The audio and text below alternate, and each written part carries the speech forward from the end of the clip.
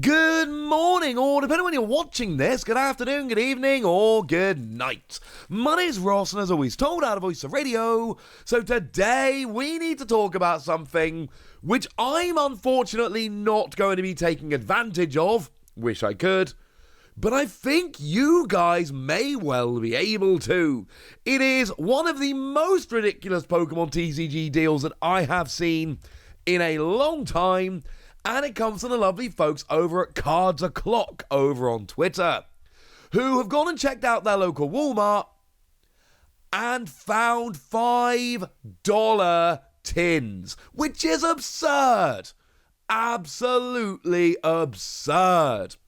Now, when they checked, there were over 50, but there was a limit of 6 a day. And I know some people have said, well, hang on a second. If it's on clearance, why limit them to 6 a day? If they're on clearance and you really want to get rid of them, just let someone rock up and take all 50 and go. The answer is, yeah, fair enough, but I still do like when they're limited like this, because it does mean that in theory more people get a chance to get hold of them. But I do understand that argument of, well, hang on a second. Surely, if you're going to clear them, clear them. But I mean, look, we're going to go into a bunch of detail here. I'm going to tell you what packs are in them. I'm going to tell you why these are cool. But just to start off with, yes, obviously at $5 you should buy these. I mean, they're limited to 6 a day. So what? Buy 6, spend $30? Yeah, honestly. These work out at $1.25 per pack. And you get the promo. Doesn't really matter what cards are in here. Doesn't matter what packs they are. When you're paying that much for a pack, it's absolutely, definitely worth it. Now, the tins we're talking about here, I mean, the one you can see on the screen is the Quaquavel tin, but obviously, these tins, there's always more, aren't there? Like, they come in trios, and of course, these are the first partner trio tins. Nice and simple. So there's a Quaquavel, there's a Skeledirge, and there is a Meowscarada. I do need to mention, sorry, but it does need to be said. Okay, right. First of all, these are alternate arts that's actually really good. Like, genuinely really good, because it means that they are very much worth picking up. It is nice to be able to go and get them with alternate arts. Where they're just straight reprints in the tins, it's just kind of a bit boring, and what's the point? So having these being alternate arts is actually really nice. We like these very much indeed. Yay, etc. But also, Japan's just had these. Like, they've literally just come out. Shiny Treasures EX, Japan did that thing where they caught up on a bunch of previously unreleased cards. And 3 of the unreleased cards, or previously unreleased cards, that they went and gave themselves in Shiny Treasures EX were the alternate arts of these first partner Pokemon that we got in the tins.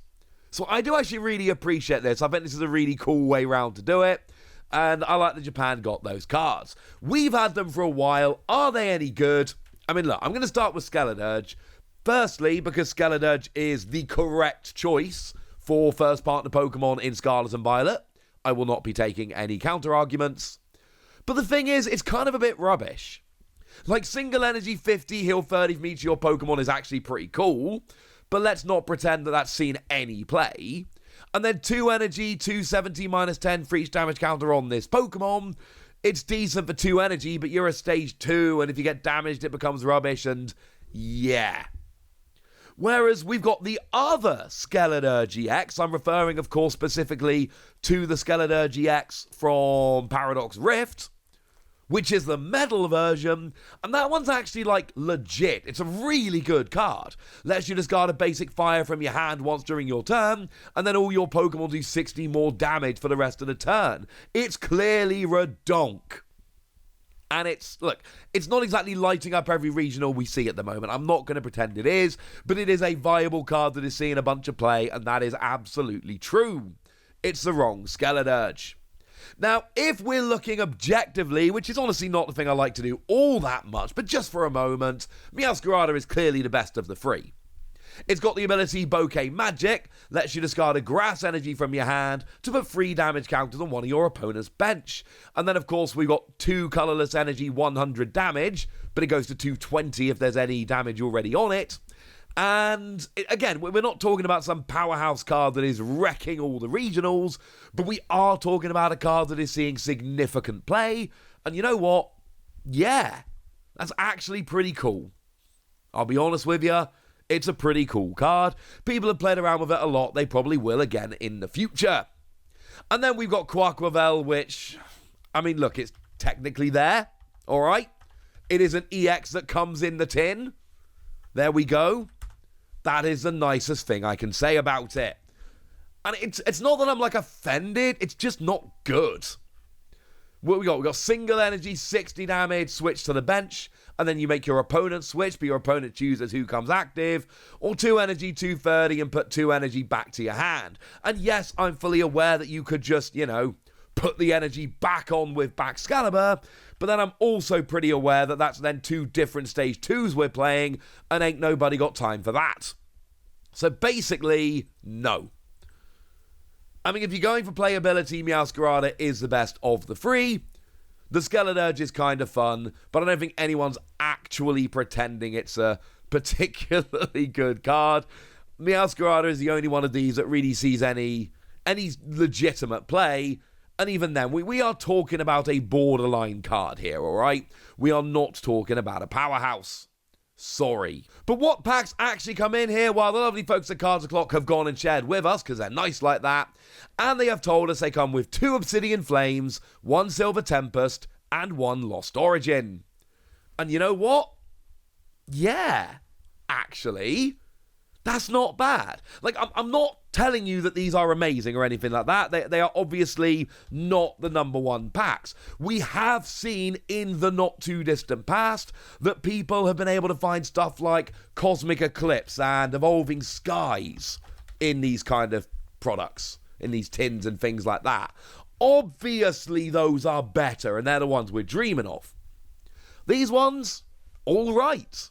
They haven't done you too dirty, and all 3 of those sets have actually got something really, really good and worth pulling in. So, over in Obsidian Flames, we've got the Charizard. Now, I've said this before, and I'll say it again quickly here.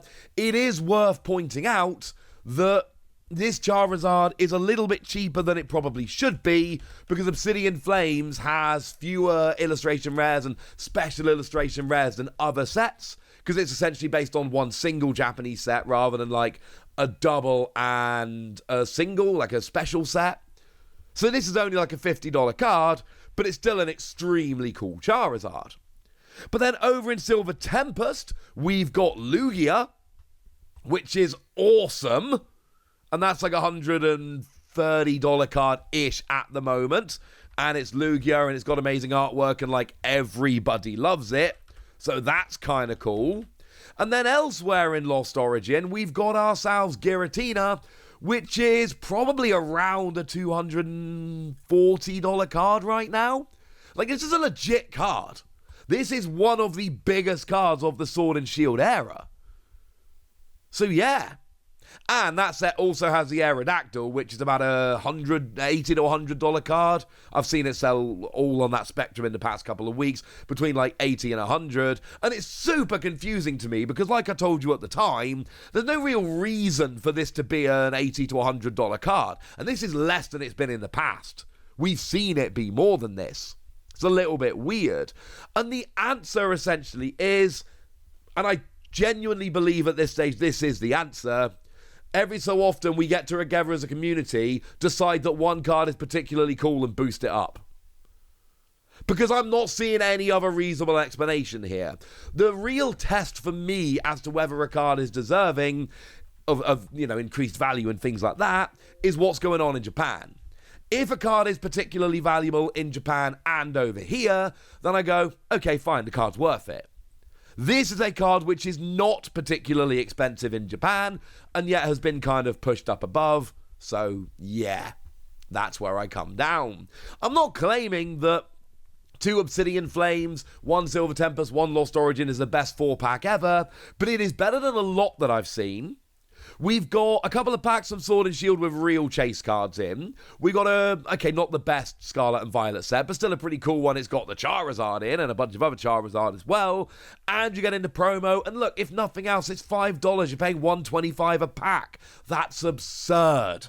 So go check your local Walmart. You might find them. You might not. I don't have a local Walmart. I'm sitting over here in the UK. I'm a little bit sad about that, frankly. If I had a local Walmart, you better believe I would have gone there before making this video this morning, try and get some extra information, and of course, pick up my limit of 6. As it stands, that's not where we are, but I tell you now, this is a very cool deal. And it's one of those things where maybe everyone's going to find it, maybe it's only going to be a couple of Walmart, but it's a fun thing to talk about, and we got to chat about these Pokemon EXs and the other packs as well. So if nothing else, I had fun, and hopefully you guys did a bit as well. And now it's over to you guys. Tell me what you think about this. Have you checked your local Walmart? Have you been lucky? Have you been unlucky? Go nuts in the comment section, but be nice! And then make sure you like this video, subscribe to this channel, follow me on Twitter at TheWasi. That's where we talk about Pokemon and a whole bunch of other card games. And please do consider checking out patreon.com/PTCG Radio, where you can support the channel, get some bonus podcasts and all kinds of fun things. And get shoutouts on the channel like the lovely Tamberlin, who's been a supporter of ours for a while now and seems to be a very lovely person. So shout out to them for the support and the loveliness. But by far the most important thing as always, look after yourselves till next time, would ya? Thank you very much for watching. My name's Ross, and you've been watching PTCG Radio.